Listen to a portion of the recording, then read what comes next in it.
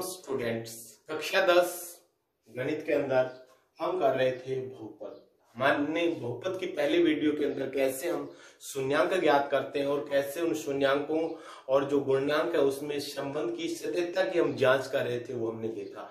अब इसके विपरीत दिया होगा, हमें क्या दिया होगा कि हमें दिया होगा शून्यांकों का संबंध। शून्यांकों का संबंध है वो हमें दिया होगा, उनका शून्यांक और गुणांकों का जो संबंध है, जीरोस और जो है उनके संबंध हमें दिए होंगे और हमें ज्ञात करना होगा बहुपद। हमें क्या ज्ञात करना होगा? बहुपद। ऐसे क्वेश्चन भी परीक्षा में आ सकते हैं। तो जैसे देखिए हमारा दूसरा क्वेश्चन है, उसका पहला भाग है कि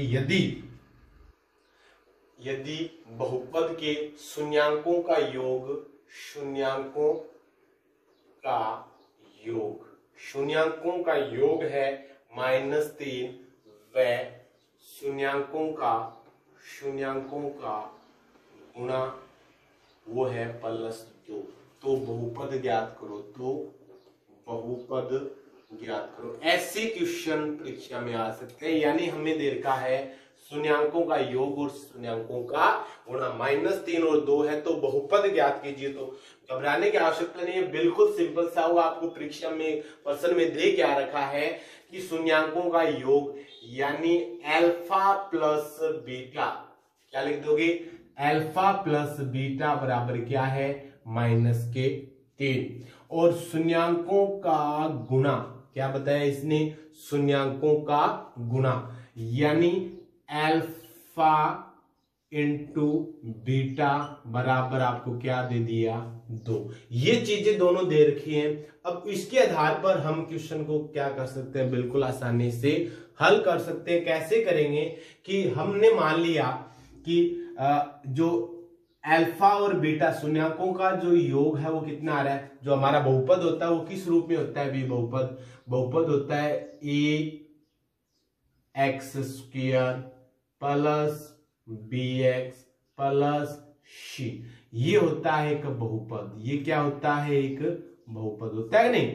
अब मान लीजिए इसके अंदर हम मान लेते हैं कि एक जो मान है वो हमने मान लिया कि माना कि a बराबर हमने मान लिया कि a बराबर हमने क्या मान लिया कि। अब इसको हल करते हैं। देखिए बिल्कुल सिंपल सा है दोस्तों। अल्फा प्लस बीटा बराबर, फॉर्मूला क्या होता है? अल्फा बीटा क्या होता है? -b/a। क्या होता है भी? -b/a। और -b/a बराबर कितना बता रहा है? ये -3/1। हर कुछ नहीं तो एक मानेंगे। अब इसको अगर हम हल करें तो ये आ गया, देखो बिल्कुल सिंपल सा, -b/a की जगह हमने क्या रख दिया? के बराबर आ गया -3/1। वज्र गुणा करेंगे तो -b बराबर आ गया 3 के और -3 के और b बराबर आ गया 3 के। तो इस तरीके से हमें किसका मान मिल गया? b का। ये होगी हमारी समीकरण नंबर 1। कौन सी समीकरण हो गई? समीकरण नंबर 1। उसी तरीके से दूसरा अगर है तो दूसरा फॉर्मूला हमारा क्या है कि अल्फा इंटू बीटा इक्वल क्या होता है? c/a। ये पता ही है, -b यानी b का मान क्या होता है? x का गुणनांक, और c क्या होता है? अचर पद, और a क्या होता है? हमने किया ही था, a होता है x² का गुणनांक। तो ये बराबर हमने क्या हो गया? इसका मान c, a की जगह हमने क्या रख दिया? के। और हल करने पर कितना आ रहा है इसका? 2/1। आगे हल करेंगे इसको हम उसी तरीके से। तो c/k बराबर 2/1 और c बराबर कितना आ गया? 2 के। तो इस तरीके से ये बन गई हमारी समीकरण नंबर 2 और ये बनी थी हमारी समीकरण नंबर 1। अब जो समीकरण 1 और 2 है इनकी सहायता से हल कर लेते हैं। बहुपद क्या है? मान रख देते हैं b व c का समीकरण 1 व 2 का मान रखने पर समीकरण 1 और 2 का बहुपद में मान रखते हैं। बहुपद क्या है हमारा? बहुपद हो गया kx²। समझ रहे हो ना? एक को हमने क्या माना है? k। b का मान हमारा कितना आया? 3 के। तो 3 और k x एक्स स्क्वायर का गुणनांक, एक्स का गुणनांक प्लस अचर पद सी का मान क्या है 2। तो यहां देखिए ये तीनों में कॉमन है,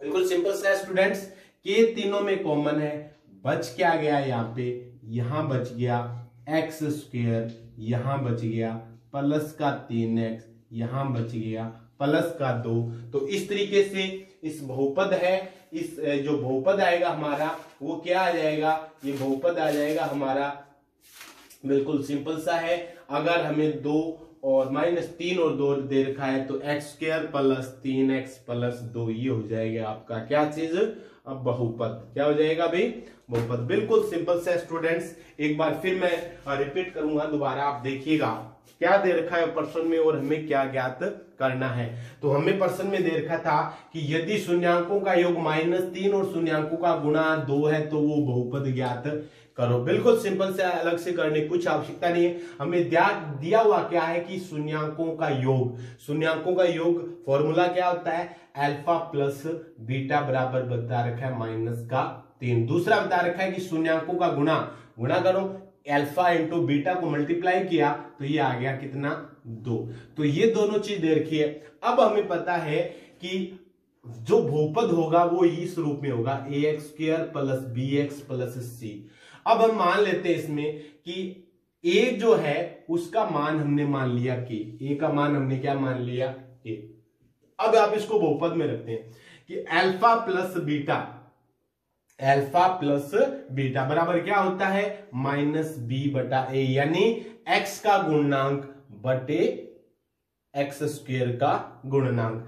तो x -b, इसको हल करते इसका मान कितना आ रहा है, -3 आ रहा है, बता ही रखा है। अल्फा प्लस बीटा बराबर -3, हर कुछ ने एक ले लिया और एक ही जगह हमने क्या मान लिया कि वज्र गुणा किया तो -b बराबर -3 के और b बराबर आ गया 3 के। उसी तरीके से दूसरा ले लीजिए, अल्फा इंटू बीटा बराबर c/a, और यानी c और a का मान आ गया k बराबर अल्फा इंटू बीटा का मान कितना दिया है 2, हर कुछ नहीं तो मान लिया, एक वज्र गुणा करेंगे तो c का मान आ गया 2 के।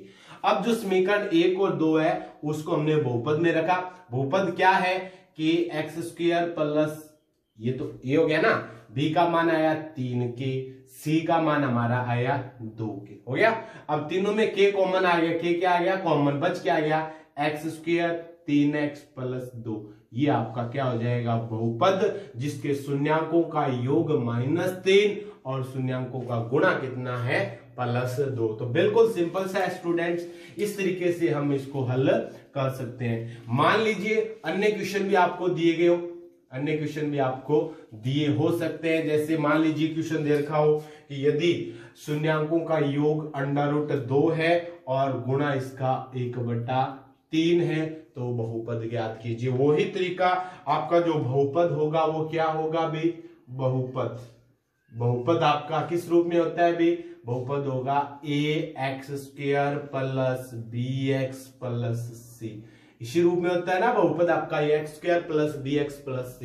अब प्रश्न में क्या दिया हुआ है, प्रश्न अनुसार क्या दिया हुआ है प्रश्न में दे रखा है कि शून्यांकों का योग यानी अल्फा, शून्यांकों का योग अल्फा प्लस बीटा बराबर √2 ये दे रखा है, और शून्यांकों का गुणा यानी अल्फा इंटू बीटा बराबर बता रखा है 1/3। इसको हल करते हैं। हमने मान लिया, माना कि a का मान है, माना कि a बराबर हमने मान लिया k, a का मान हमने क्या मान लिया k। अब देखिए आप अल्फा प्लस बीटा का फॉर्मूला बिल्कुल सिंपल सा याद ही है कि अल्फा प्लस बीटा बराबर क्या होता है भी -b/a,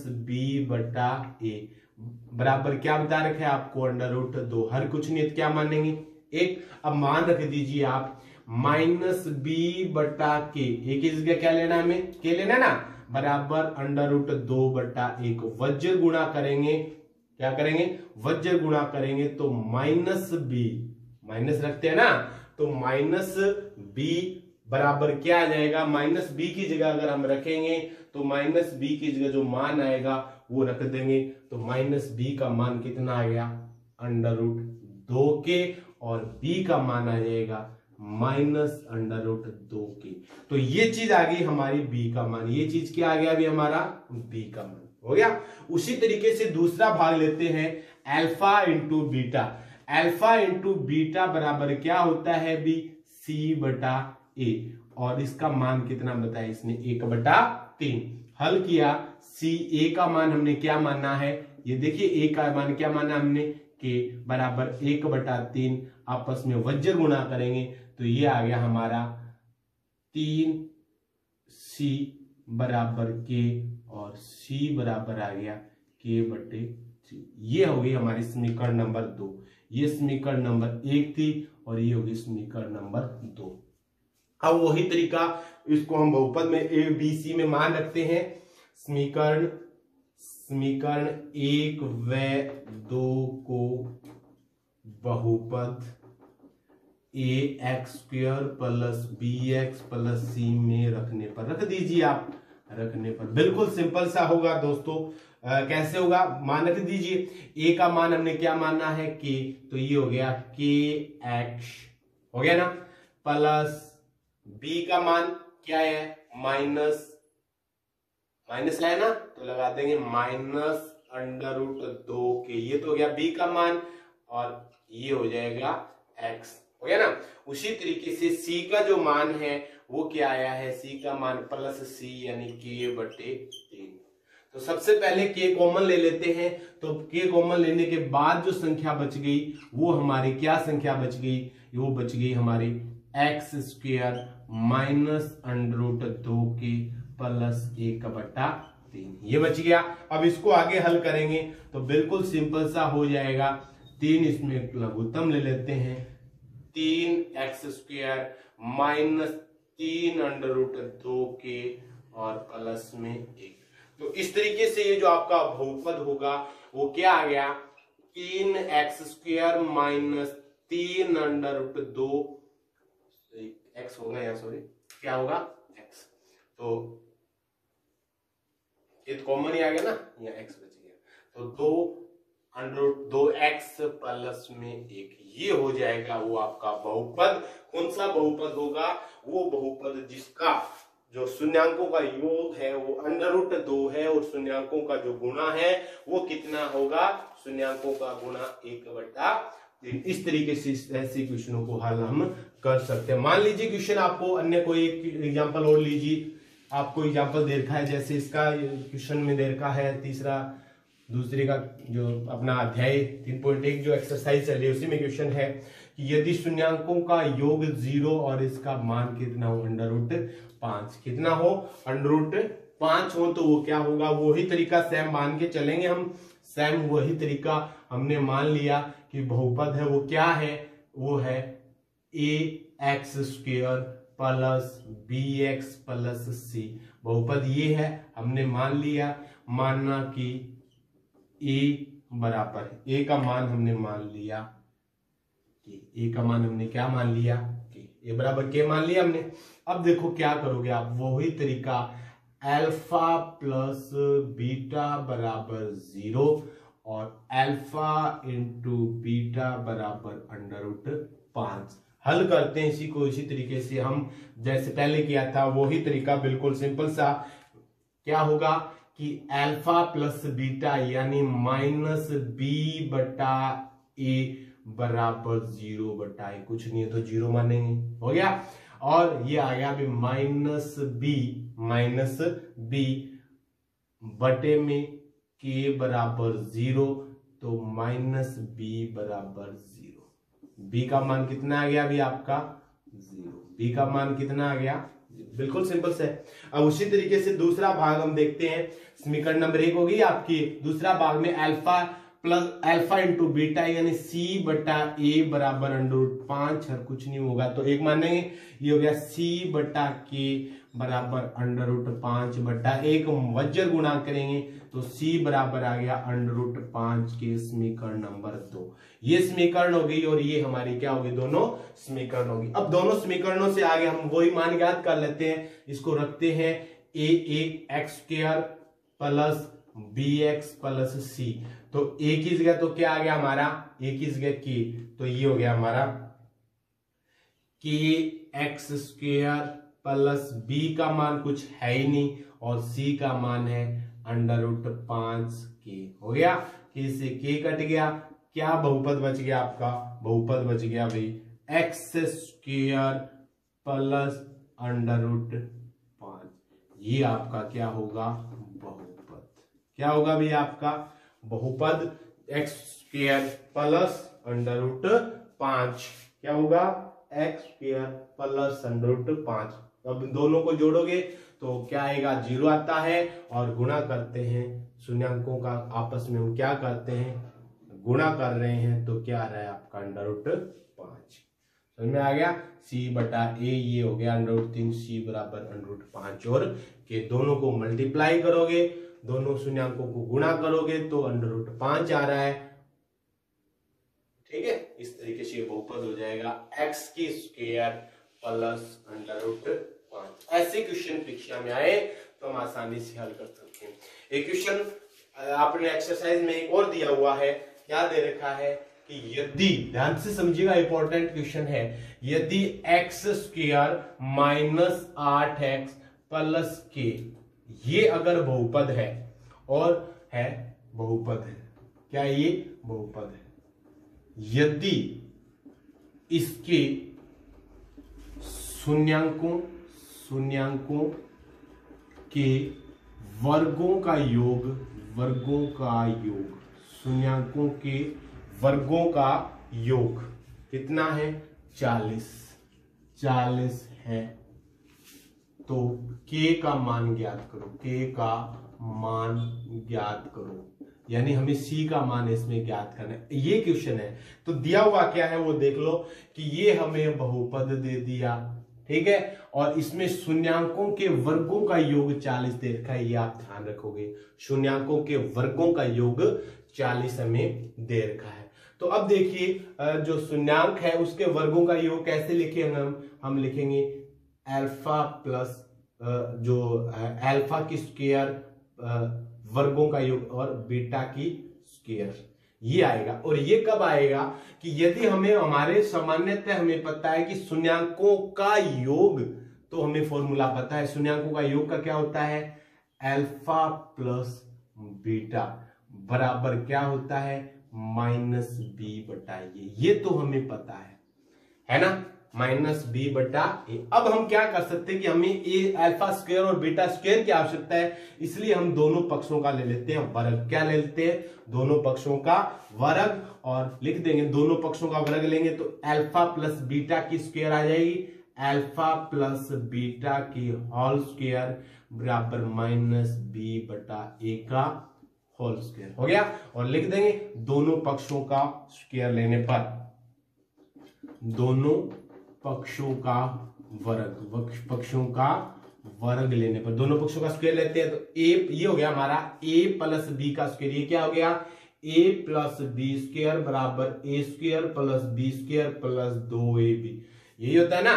तो रख दीजिए अल्फा प्लस बीटा, इसको हल करेंगे तो ये हो गया हमारा अल्फा की स्क्वायर प्लस बीटा की स्क्वायर प्लस 2 अल्फा बीटा बराबर -b बटा a का स्क्वायर, -b कितना है 8 बटा 1, और क्योंकि माइनस माइनस प्लस हो गया ना, और इसका स्क्वायर। अब देखो अल्फा प्लस बीटा का स्क्वायर हमें दे रखा है, ये शून्यांकों का वर्ग alpha square plus beta square कितना है 40। तो जहां alpha square plus beta square है वहां पे हम क्या रख सकते हैं भाई 40, हमने रख दिया यहाँ पे कितना 40, यहाँ कितना आ गया हमारा 40। तो 40 प्लस 2 अल्फा इंटू बीटा बराबर आ गया 64। कितना आ गया भाई 64 आ गया ना। अब देखो तो 2 अल्फा इंटू बीटा बराबर 64 माइनस 24 हो रहा है ना, ये देखते जाइए आप, बिल्कुल सिंपल सा है।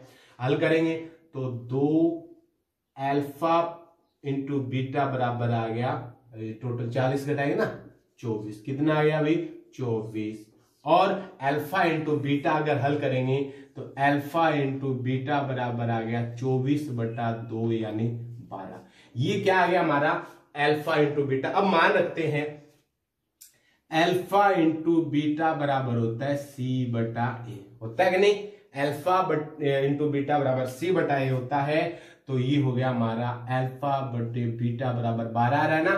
कितना आ रहा है 12/1। अब C का मान हमें क्या दे रखा है कि A का मान क्या है 1 बराबर 12/1 वज्र गुणा करेंगे तो K बराबर आ गया 12, यानी आपके C का मान है वो आपका क्या होगा 12। ऐसे क्वेश्चन भी अगर परीक्षा में आए तो हम आसानी से ऐसे क्वेश्चनों को क्या कर सकते हैं हल कर सकते हैं। आगे भी अगली नेक्स्ट वीडियो में आपको अध्याय 3.2 बहुपद है वो मिलेंगे, इसलिए